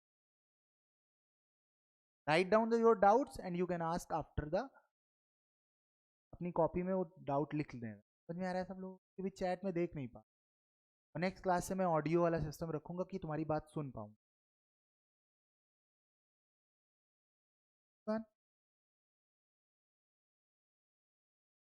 बहुत अच्छी बात है, थैंक। आगे बढ़ते हैं हम लोग। नेक्स्ट क्वेश्चन की तरफ, वही सेम सिनारियो है, बस हम तुमसे क्वेश्चन थोड़ा बदल रहे हैं। अब मैं तुमसे कह रहा हूं, consider the situation when the nozzle of the syringe is closed by the thumb. मतलब वो सिचुएशन की बात करें जब हमने नोजल को थंब से बंद कर रखा है। The piston is not yet pulled, मतलब पिस्टन को भी हमने खींचा नहीं है अभी, बस केवल दबाया ही दबाया है, बस केवल खींचा नहीं है, पुल नहीं किया। In this situation the pressure inside the balloon is P1। फिर से वही बात है, बलून के अंदर का प्रेशर P1 है, बलून के बाहर मतलब सीरेंज के अंदर का प्रेशर P2 है, और सीरेंज के बाहर का प्रेशर P3 है। तो तुम्हें बताना है कि कौन सा करेक्ट ऑप्शन होगा। सिचुएशन में तुम्हारे सामने बना दे रहा हूं कि हमने क्या कर रखा है, यहां पर हमारा बलून है, यहां पर हमारा पिस्टन है, ये सिचुएशन है, यहां का प्रेशर P2, यहां का प्रेशर P1, ये बंद कर दिया हमने, और यहां का प्रेशर P। बताओ करेक्ट आंसर क्या होगा। ABCDE, write down the answer everyone.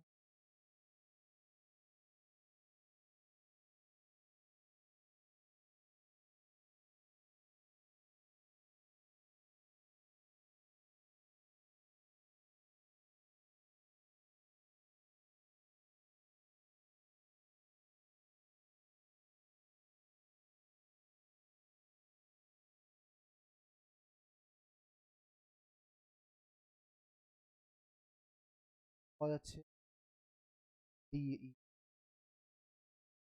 चलो सब लोग समझे यहाँ पर। पहले तो ये चीज क्लियर है ना कि P1 की वैल्यू P2 से ज्यादा होगी कि नहीं होगी, ये तो सबको क्लियर होना चाहिए कि P1 P2 से ज्यादा होगा। तो P1 P2 से कम तो हो नहीं सकता, और P1 P2 के बराबर हो नहीं सकता, तो A और B तो ऐसे ही गलत होगा, राइट। अब बात आती है 2 और 3 के बीच में कंपेरिजन। 2 और 3 का क्या होगा। अब you are not pulling the thing air, बस केवल तुमने हाथ ही तो लगाया है, बट जो प्रेशर की एयर, जो एयर बाहर थी वही एयर है अंदर है। अभी दोनों एयर में फर्क क्या हुआ कुछ, जब तक तुम पुल नहीं करोगे तब तक क्या दोनों एयर में कोई फर्क पड़ेगा। मैंने घर का अंदर दरवाजा बंद कर लिया है, समझना गौर से, मैं घर के अंदर हूं, मैं घर के अंदर हूं, मैंने मैंने एयर ली, मैंने मैंने ये बॉटल ली है, देखना सभी लोग गौर से। For example if we have a bottle like this, हमारे पास ये बॉटल है, अभी ये खुली बॉटल है, ऐसे है खुली है बॉटल, कुछ भी नहीं है इसके अंदर, तो क्या होगा, जो प्रेशर बाहर है वही प्रेशर अंदर है, सेम एयर है ना दोनों के अंदर। अब अगर मैं इस बॉटल के ढक्कन को बंद कर दूं, बंद कर दिया मैंने, तो क्या अंदर का प्रेशर बढ़ घट जाएगा, चेंज हो जाएगा क्या, बताओ, चेंज हो जाएगा, यस और नो, इसमें आंसर दो सभी लोग। क्या ढक्कन बंद करने से क्या प्रेशर चेंज होगा अंदर और बाहर का, नहीं चेंज होगा ना, बिकॉज जो एयर बाहर वाली वही एयर अंदर है। अब मैं ऐसा करूं कि इसके अंदर कोई सीरेंज लगा लूं और फिर इसको खींचूं पीछे की तरफ, तो अंदर की एयर में चेंजेस आएंगे, बट बाहर की एयर में कोई चेंजेस नहीं आए। बाहर की एयर के वॉल्यूम में कोई चेंज नहीं हो रहा, अंदर की एयर की वॉल्यूम में चेंज हो रहा है। इस वजह से क्या होगा बच्चा, इस वजह से अंदर का प्रेशर आएगा। जब तक तुम पुल नहीं कर रहे हो तब तक कोई चेंज नहीं। पुल ना करने पर क्या होगा, ये चाहे बंद रहे और चाहे खुला रहे, से कोई लेना देना। अच्छा, मैंने पुल करते समय बंद क्यों किया, इस वजह से, क्योंकि अगर हम खुला रखेंगे, ओपन एंड रखेंगे और हम उसको पुल करेंगे, तो होगा क्या, बाहर की एयर अंदर एंटर कर जाएगी, सक हो जाएगी एयर। हम ये नहीं चाहते थे, हम एयर को सक होने नहीं देना चाहते थे, इस वजह से मैंने यहां पर इसको बंद कर दिया। ऐसा समझ सब लोगों, तो आंसर हमारा यहां पर क्या सही है बताओ, टू जो है वो P3 के बराबर रहेगा, D will be the correct. भाई वो बहुत सारे लोगों के डी आए थे, प्रवीण का डी आया था, नितिन सोनी डी, प्रेक्षा डी, जय सिंह डी, बहुत सारे लोग, तो बहुत सारे लोग ई सोच रहे थे, जय सिंह, कोई नहीं था। चलो यहाँ तक सबको समझ में आ गया, आई थिंक सबको क्लियर है, ठीक है। अब हम आगे बढ़ते हैं ये टॉपिक, ओके ऑल।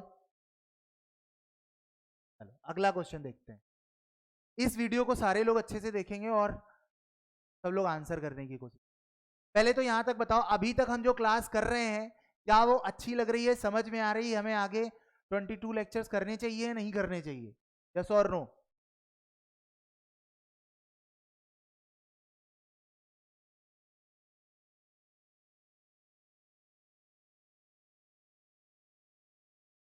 करने चाहिए। ये तो कभी नहीं कहेगा कोई नहीं करने चाहिए, कोई नहीं बोला है नो। कोई नहीं बोलेगा, बहुत डेडिकेटेड स्टूडेंट है हमारे।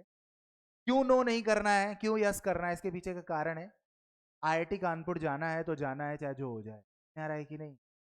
चाहे जो हो जाए, आईआईटी कानपुर तो चलेंगे। हाँ, वन स्टिंग वन निकालना ही नहीं।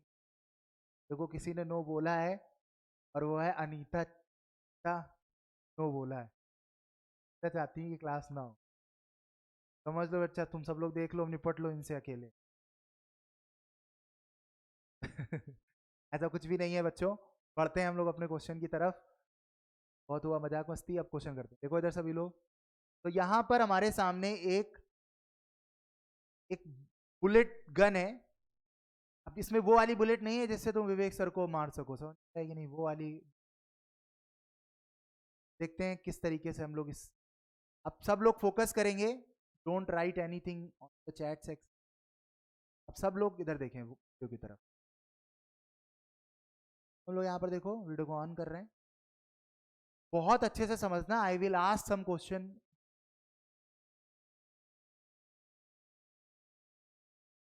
ये इस तरीके की बुलेट है, ये बुलेट इस तरीके की है, इसमें कोई बारूद वगैरह नहीं है, ये बुलेट गन है। गन में हमने बुलेट को फिट कर दिया और हमसे दूर एक हमारी क्या है, ये स्क्रीन है। अब हम जैसे ही फायर किया, देख रहे हो उस पर जाके चपक गई है, स्टिक हो गई। देख रहे हो सभी लोग? क्या सब लोगों ने देखा? बोलो।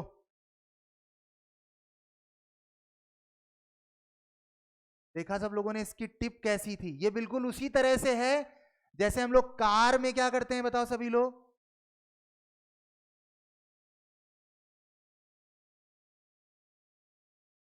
जैसे कार में तुमने सबने देखा होगा, हमारे कार में क्या होता है, धूप ना लगे तो शीशों के ऊपर हम लोग इस तरह से कवर लगा देते हैं।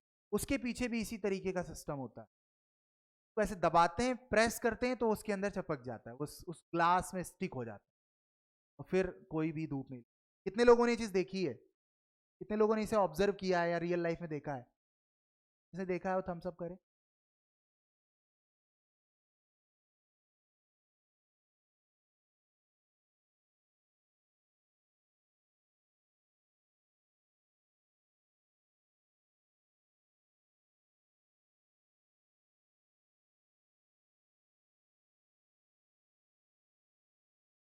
अच्छा, सभी लोग अपने माइक म्यूट करके रखा करो।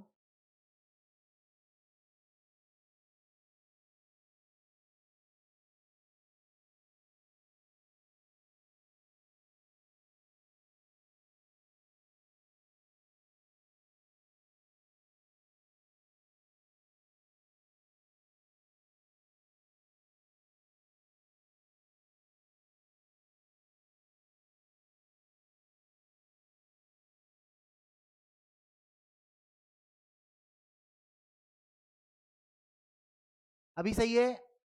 अब कोई माइक अपना ऑन करने की कोशिश करो। Nikhil, try to open your mic. नहीं हो रहा है ना अब किसी का माइक ओपन? ना, अब कोई नहीं माइक ओपन कर पा रहा है ना? चलो बहुत अच्छी बात है।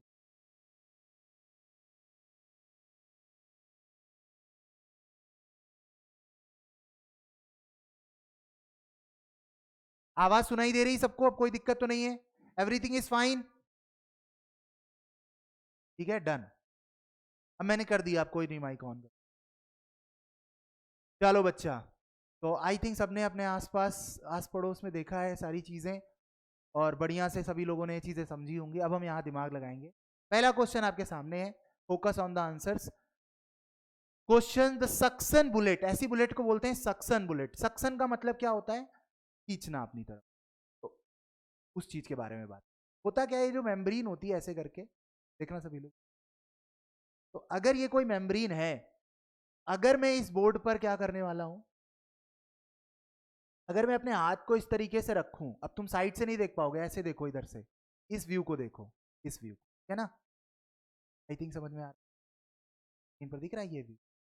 अब जब ये इस तरीके से, ये हाँ ऐसे सही है।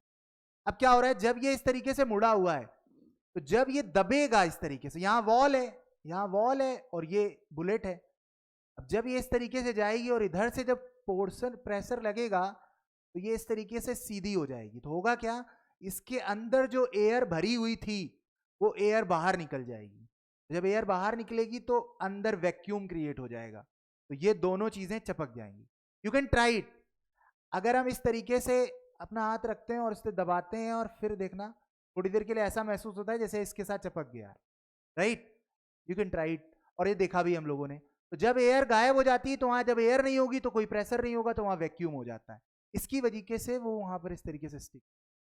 अब हमें आंसर्स बताने हैं, ठीक है सब लोगों को, देखो इधर सब लोग क्वेश्चन बोला गया है, the suction bullet sticks to the vertical wall, the bullet weights is balanced by, जो बुलेट का वेट है वो कैसे बैलेंस हो रहा है, मतलब ये हमारी वॉल है,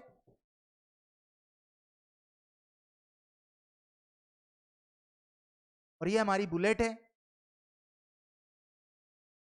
और ये बैलेंस हो जा रही है, कैसे रुक जा रही है, सोचने वाली बात है। मैं इस पेन को अगर मैं रोकना चाहूं, क्या रोक पाऊंगा, जैसे यहां रखूंगा नीचे गिर जाएगा ना, बट ये तो नीचे नहीं गिर रहा है, इसका वेट भी है इसके पास नीचे की तरफ, वेट है, फिर भी ये नहीं नीचे गिर रहा है, हाउ इज इट पॉसिबल, तो बी आंसर सब लोग बता रहे हैं,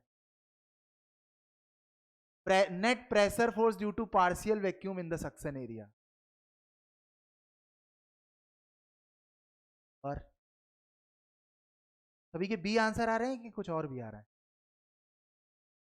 सारे लोग बी आंसर, बस करो, हो गया हो गया, बहुत सारे। बट बच्चों, क्या बी तुम्हें लगता है सही आंसर हो, मोर देन वन आंसर सही है इसमें, चलो मोर than one answer, always think about it, more than one answer is true.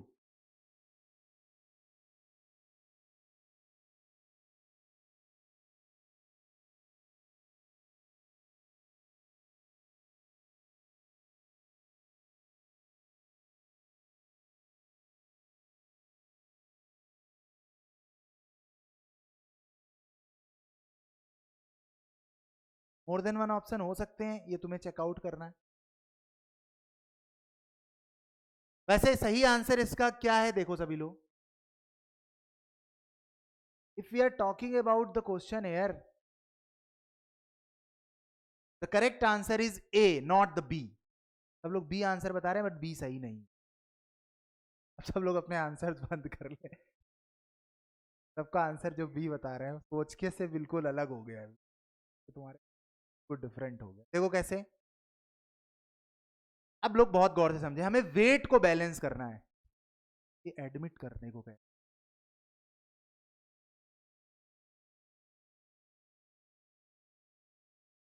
बच्चा सब लोग यहां समझे। अब आंसर इसमें क्या सही है, देखो इधर सब लोग, इस mg को अगर तुम्हें बैलेंस करना है, because mg is in downward direction, because mg is in downward direction, how it will be balanced, downward जब कभी भी कोई भी फोर्स होगा उसको बैलेंस करने के लिए फोर्स अपवर्ड होना चाहिए कि नहीं होना चाहिए, अगर फोर्स डाउनवर्ड होगा तो उसको बैलेंस कौन करेगा, हॉरिजॉन्टल फोर्स कर लेगा क्या, कौन करेगा, अपवर्ड फोर्स कर। अब इस mg का अपवर्ड कौन होगा, फ्रिक्शन, कैसे, अगर ये चीज ऐसी है और ये चीज यहां क्यों नहीं रुक रही है, क्यों नहीं ये बैलेंस हो रही, क्यों नहीं बैलेंस हो रही, इसको हम लोग समझने की कोशिश,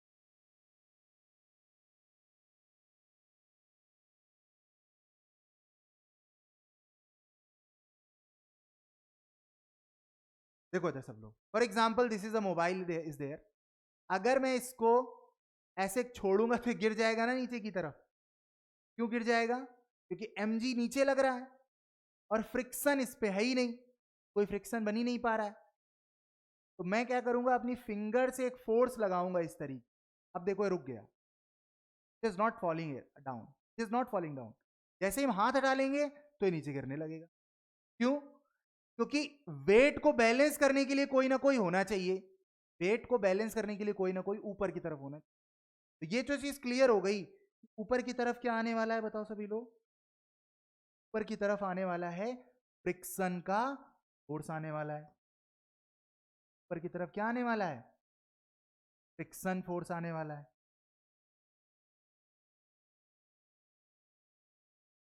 ऊपर की तरफ क्या आने वाला है? फ्रिक्शन फोर्स आने वाला है। और यही फ्रिक्शन फोर्स इस mg को बैलेंस कर सकता है, बस, और कोई नहीं बैलेंस कर सकता। और फ्रिक्शन होता किसके बराबर है? अपनी मैक्सिमम वैल्यू लगा के बैलेंस करेगा जब, कि मैक्सिमम वैल्यू जो होगी वो होती है म्यू इंटू एन। म्यू इस सरफेस, जो सरफेस है उसके बीच का फ्रिक्शन कोफिशिएंट होगा, स्टैटिक फ्रिक्शन कोफिशिएंट बोलते हैं। और एन जो होती है वो क्या होती है बताओ? नॉर्मल रिएक्शन होती है। अब नॉर्मल रिएक्शन आएगी कैसे?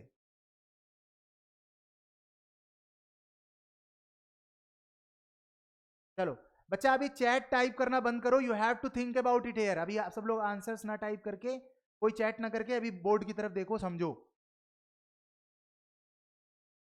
जैसे ही ये फोर्स अप्लाई करेगा एक मोमेंटम के साथ जब आ रहा होगा और अचानक से इसकी वेलोसिटी जीरो हो जाएगी। बुलेट के पास वेलोसिटी थी, v वेलोसिटी से आ रही थी, जैसे ही इस जगह टकराई इसकी वेलोसिटी जीरो हो गई। अब हमने न्यूटन सेकंड लॉ तुम्हें पढ़ाया है, rate of change of their momentum, rate of change of their linear momentum will be directly force. तब है फोर्स अप्लाई जब उस पर, तो इसकी वजह से जब यहाँ फोर्स लगेगा तो इसकी वजह से एक क्या आ जाएगी यहाँ पर बल, this normal reaction which is perpendicular to the surface will create a force। ऐसा समझ? ये नॉर्मल रिएक्शन बैलेंस होगा जो फोर्स ऐसा। कुल मिलाकर बैलेंस कौन कर रहा है इस mg को? फ्रिक्शन फोर्स कर रहा है। तो friction force from the wall will balance the bullet.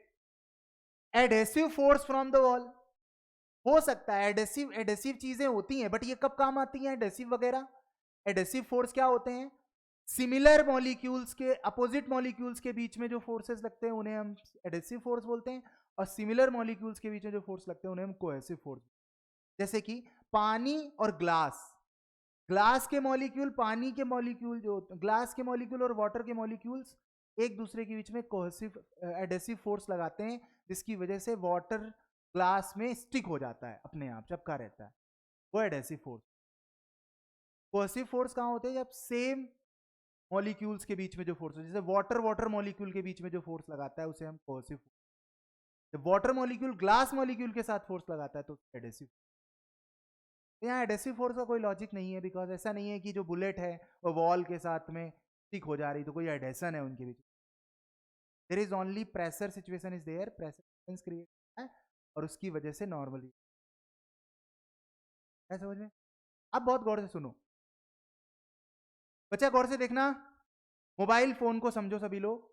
Mobile phone के केस में जब तक हम ये नॉर्मल रिएक्शन लगा कर रखेंगे, जब तक हम ये नॉर्मल रिएक्शन लगा कर रखेंगे, देखो हम फोर्स दे रहे हैं, नॉर्मल रिएक्शन आ रही है। हमने अगर 10 न्यूटन का फोर्स लगाया तो 10 न्यूटन की नॉर्मल रिएक्शन आ जाएगी।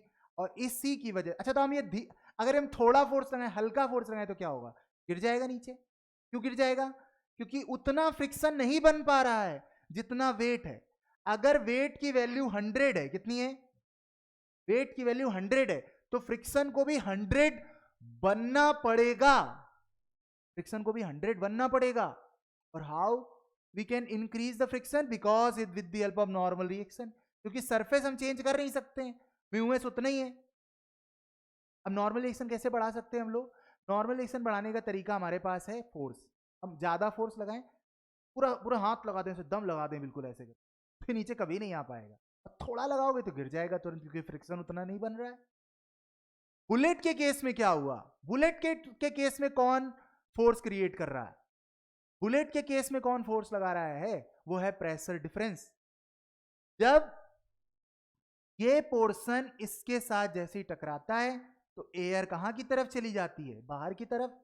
तो अंदर अगर इसको 1 मान ले और इसको 2 मान ले तो बाहर का प्रेशर जो होगा वो P1 होगा और इसके अंदर का प्रेशर P2 होगा, और P2 की वैल्यू P1 से क्या हो जाएगी, कम हो जाएगी, क्योंकि ये एयर जो है वो कहां निकल जाएगी, बताओ सभी लोग, एयर बाहर निकल जाएगी जब ये दबेगा इसके साथ।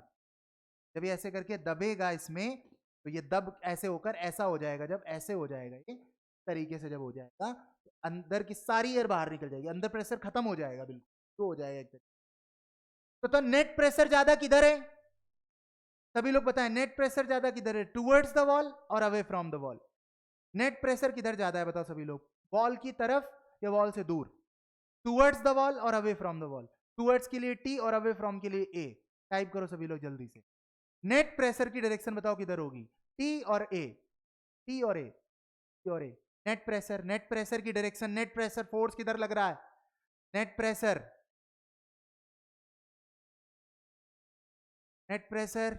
अपेक्षा ए कैसे होगा, खाना पीना खा के बैठी हो कि बस ऐसे ही चल रहा है तुम्हारा, ए बता रहे हैं, टी होगा ना बिल्कुल, क्योंकि भाई इधर का प्रेशर ज्यादा है और यहां प्रेशर कम है, तो जब मोर प्रेशर इधर ज्यादा होगा तभी तो ये दबाएगा ना, और इधर से नॉर्मल रिएक्शन देगा वॉल, मतलब बुलेट से वॉल की तरफ प्रेशर आएगा और वॉल से बुलेट की तरफ नॉर्मल रिएक्शन आएगी, इधर से आ जाएगी नॉर्मल रिएक्शन और इधर से आएगा P1 माइनस P2 प्रेशर आएगा,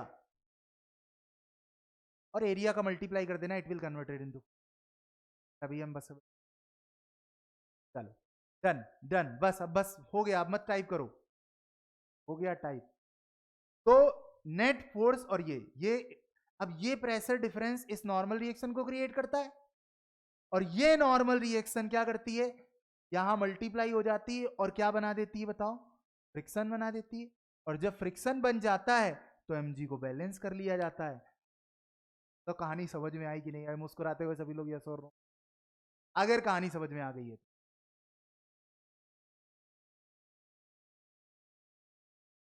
यार कुछ भी कठिन नहीं होता है, समझ में आ रहा है कि नहीं सभी लोगों को, बस एक वहम है केवल, और नो है, the matter you are experiencing the thing or not.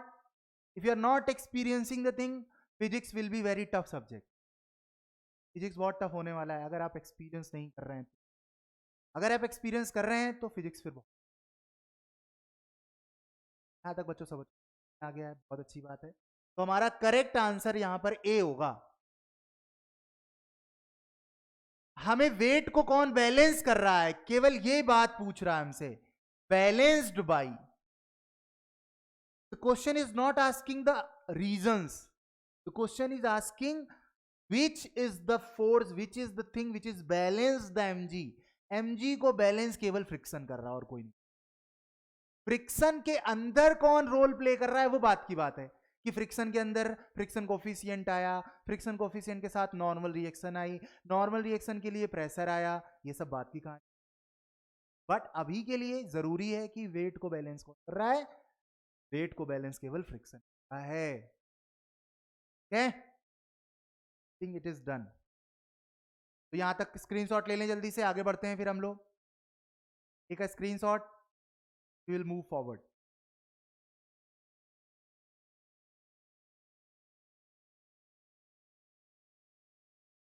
Holiday homework WhatsApp पे पूछना है, हॉलीडे का की क्लास नहीं चल,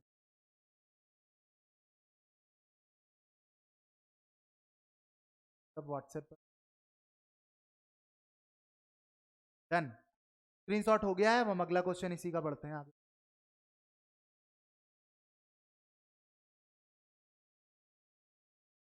question 2, the effect of the suction, जिसे हम पार्शियल वैक्यूम बोल रहे हैं, is to decrease the normal force from the wall, increase the normal force from the wall, decrease the net pressure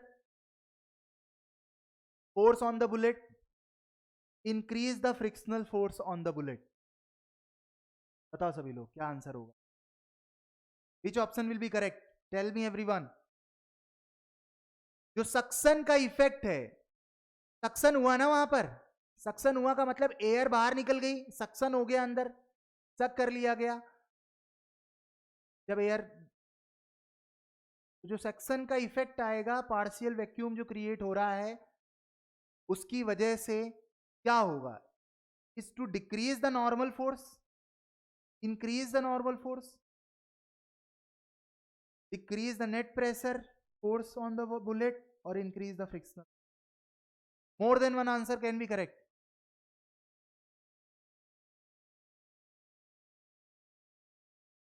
आ रहा है, और दिमाग लगाओ। एक ये डी तो सही है, डी सही है, ए बी सी में से और कौन सा सही हो सकता है? Think about it everyone. D तो सही बता रहे हो। हाँ, एक बार टाइप किया करो भाई, इतने सारे क्यों टाइप कर देते हो? निखिल, प्रवीण, सब लोग एक आंसर, 10 लोग 10 बार टाइप करो। प्रवीण कुमार बस कर बेटा, कसम खा लिया पूरा चैट बॉक्स भरने। और सब लोग कहाँ है भाई? और लोग कहाँ आंसर नहीं कर रहे हैं?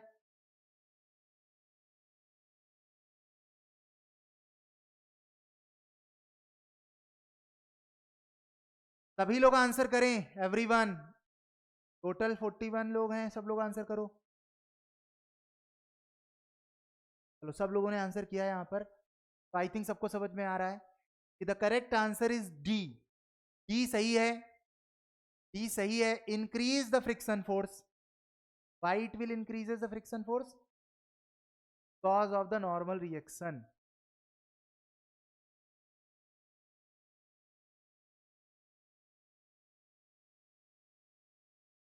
चलो देखते हैं, देखते हैं सब लोग इस क्वेश्चन को।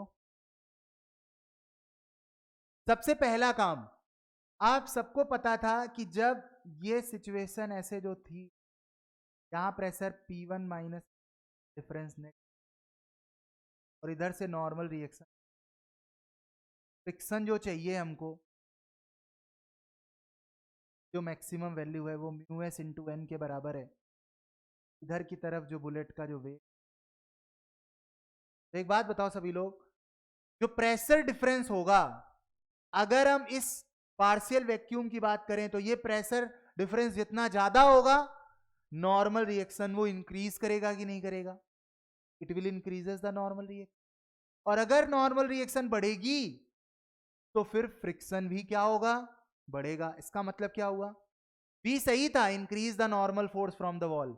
वॉल से जो नॉर्मल फोर्स मिलेगा वो बढ़ेगा, क्योंकि ये बढ़ रहा है। सक्शन की वजह से पार्शियल वैक्यूम जब आएगा, तो उसकी वजह से नॉर्मल रिएक्शन बढ़ेगी, और नॉर्मल रिएक्शन बढ़ेगा तो फिर increases the friction. Correct answer, बहुत अच्छी बात है। Take a screenshot. Another question आपकी स्क्रीन के सामने है। तो नॉर्मल रिएक्शन भी बढ़ेगा, फ्रिक्शन की मैक्सिमम वैल्यू भी बढ़ेगी।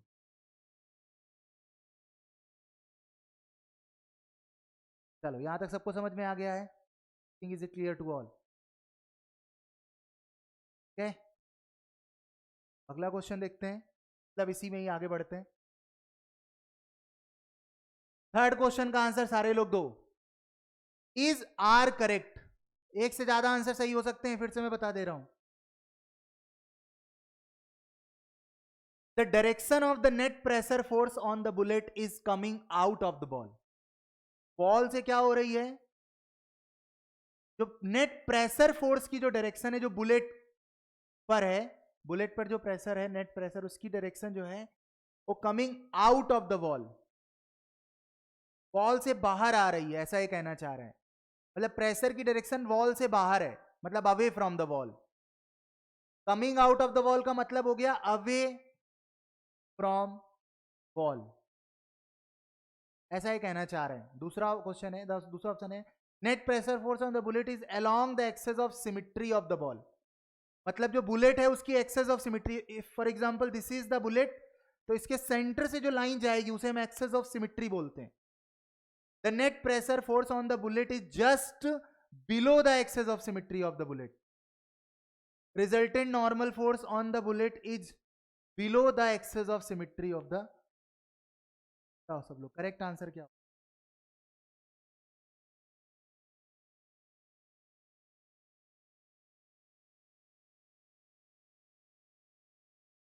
बोलो सभी लोग। More than one option correct.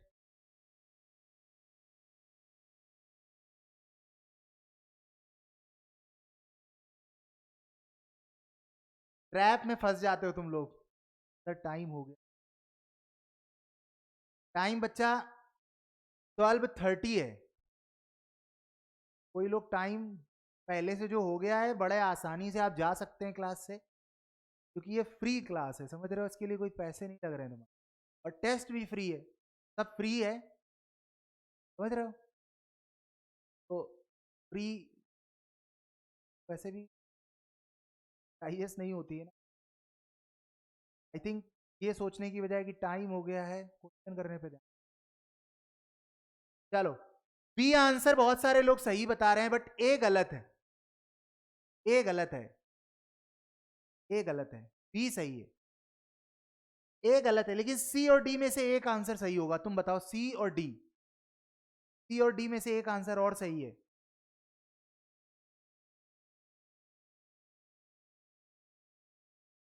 कह रहे हैं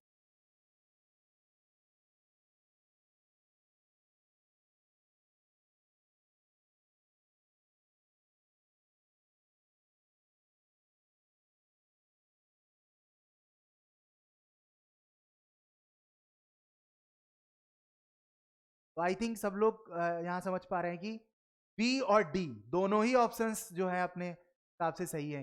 सी विल बी द इनकरेक्ट। चलो चलो समझते हैं इसको जल्दी से। एक बात, जो लोग ए ऑप्शन फर्स्ट टाइम बोल रहे थे ए ऑप्शन क्यों होगा, मैंने अभी थोड़ी देर पहले बताया तुम लोगों को। जो प्रेशर है, अगर ये हमारा बुलेट था, बुलेट जब ये दबेगा तो प्रेशर इधर से आएगा ना, the pressure direction will be like this, P1 minus P2 जो होगा, अगर बाहर 1 है और अंदर 2 है, और नॉर्मल रिएक्शन इधर होगी। अगर वॉल को हम रेफरेंस बनाएं तो the P1 minus P2 which is the net pressure which is towards the wall, not away from the wall। आ रहा है समझ में सब लोगों को? तो this is the towards the wall.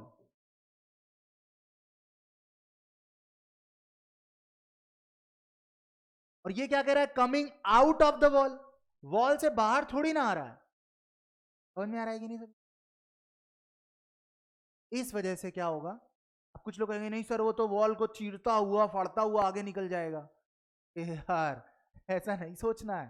समझ में आ रहा है कि नहीं? फोर्स है। समझ में आ रहा है कि नहीं? कि पता चला है कि कहे तो मैं तो समझ रहा हूँ, तो वो तो फिर वही वाली कहानी हो गई। अगर मैं तुमसे पूछूं ये पेन कैसे घूम रहा है, कैसे घूम रहा है, तुम कहोगे सर ये सर एंटी क्लॉकवाइज घूम रहा है। फिर मैं कहूंगा कि नहीं बेटा एंटी क्लॉकवाइज नहीं घूम रहा है, देखो कैसे घूम रहा है, क्लॉकवाइज घूम रहा है कि नहीं घूम रहा है। अरे यार ये सोचने का जरिया है, समझ में? इधर से राइट, मेरे रिस्पेक्ट में पेन क्लॉकवाइज घूम रहा है, लेकिन तुम्हारे रिस्पेक्ट में एंटी क्लॉकवाइज घूम आ रहा है। तो वही यहां पर भी है कि फोर्स जो है वो वॉल की तरफ जा रहा है, वॉल को क्रॉस नहीं कर रहा है। राइट, यहां तक समझ में आ गया होगा। चलो, तो A option will be incorrect. The net pressure force on the bullet is along the axis of symmetry. ये बात सही है। कैसे? अगर मैंने ये बुलेट बनाई थी इस तरीके से, एक सिस्टम बनाया था इस तरीके, तो ये हमारी एक्सेस है, this is the axis of symmetry. अगर ये बुलेट है अपनी इस तरीके का, इसके आगे मैंने एक मेम्ब्रेन लगा रखा था इस तरीके, जैसे ही वो दीवार में जाएगा और ऐसे करके वो चिपक जाएगा उस पर, और इस तरीके, ये जो है वो एक्सेस ऑफ सिमेट्री है। सही बात है, फोर्स इसी के अलोंग लगेगा, इसी पर लगेगा, अलोंग द एक्सेस, ऊपर नीचे नहीं होगा। समझे? अगर ऊपर नीचे हो गया तो फिर डिस्टर्बेंस आ जाएगी ना प्रेशर के लिए। क्या था? सबको समझ में आया? सब लोग को ये ऑप्शन क्लियर समझ में आ रहा है कि एक्सेस ऑफ सिमेट्री के अलोंग होना चाहिए प्रेशर डिफरेंस? वेरी गुड, तो बी ऑप्शन करेक्ट हो गया। अब ये गलत हो जाएगा जब बी सही है। नेट एक्सेस, नेट प्रेशर नीचे नहीं है, नेट प्रेशर जो P1 माइनस P2 है, P1 माइनस P2 जो है वो नेट प्रेशर है। नेट प्रेशर जो है वो अलोंग द एक्सेस होगा। अब हम एक चीज समझते, the resultant normal force on the bullet bullet पर जो नेट रिजल्टेंट नॉर्मल फोर्स होगा वो कहां होगा, ये सोचने वाली बात। कैसे, देखो इधर, अब हम लोग करने क्या वाले हैं यहां पर, थोड़ा सा लोग एक स्पेस, यहां तक दिख रहा है, ये हो गई हमारी वॉल, यहां तक समझ में आया। और इस जगह पर लग रहा है नॉर्मल रिएक्शन, नॉर्मल रिएक्शन। अब जो फ्रिक्शन फोर्स है, कौन सा फोर्स है, फ्रिक्शन फोर्स जो है वो कहां की तरफ है, ऊपर की तरफ है, या you can say friction force कहां की तरफ है बच्चा, फ्रिक्शन फोर्स कहां की तरफ है, ऊपर की तरफ है, ऐसे करके। तो जो नॉर्मल रिएक्शन होगा, जो रिजल्टेंट, ये अगर एक्सेस है तो रिजल्टेंट फोर्स इन दोनों का ये होगा, है समझ में। मतलब नॉर्मल रिएक्शन इस तरीके से हो गई, फ्रिक्शन ऊपर हो गया, और इन दोनों का जो टोटल मिला दो, अगर हम इन दोनों को मिला दें, सब लोग को याद होगा कंपोनेंट ऑफ फोर्स पढ़ाया था मैंने 9th क्लास को से पहले, कंपोनेंट ऑफ फोर्स मैंने पढ़ाया ऑलरेडी सब लोगों को। तो कंपोनेंट ऑफ फोर्स में दो फोर्स को मिलाकर एक फोर्स बनाया जाएगा, मतलब समझ गए सब लोग, ये दो फोर्स हैं, एक ये फोर्स एक ये फोर्स है, इन दोनों को मिला दोगे तो एक नेट फोर्स आएगा जो इसका रिजल्टेंट होगा, जो इसका रिजल्टेंट फोर्स होगा। तो इस नॉर्मल रिएक्शन का, इसका बताओ सभी लोग, नॉर्मल रिएक्शन का फोर्स, नॉर्मल रिएक्शन और फ्रिक्शन, ये दोनों जब मिलेंगे, दोनों का जब नेट वैल्यू निकालोगे तो it will come the R. और ये आर जो है, ये आर की जो डायरेक्शन तुम सब लोग देख रहे हो, इन दोनों का नेट फोर्स है, और वो एक्सेस ऑफ सिमेट्री के नीचे है। रिजल्टेंट नॉर्मल फोर्स कहां है बताओ, एक्सेस ऑफ, यहां तक सबको समझ में आया कि नहीं आया, यस सर और नो, यस और नो, वाई और एन टाइप करो सभी लोग जल्दी से, अगर आ गया है तो मुस्कुराते हुए सभी लोग यस और नो में आंसर करें। अरे चीतो, आ रहा है कि नहीं आ रहा है सभी को, चलो पक्का आ गया समझ, क्या कह रहे हो, हमेशा आ जाता है।